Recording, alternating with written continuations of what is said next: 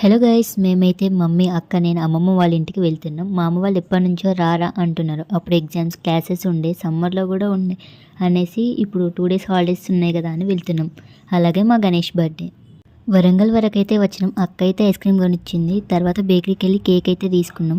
ఇక బొలికుంట వరకు వచ్చాక మామయ్య వచ్చేంతసేపు అయితే ఇక్కడ పక్కనే కాలిఫ్లవర్ తోట ఉండే చూస్తున్నాం. చెర్రీస్లో ఉంటే అక్క అయితే తీసుకుంది.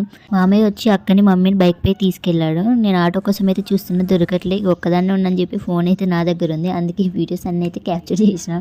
తర్వాత మామయ్య మళ్ళీ వచ్చాడు. ఇక వెళ్తున్నాం. ఎంత బాగా అనిపిస్తుందో, పచ్చని వాతావరణం, చెట్లు, ఇలా మంచి మంచి తోటలు పెడతారు.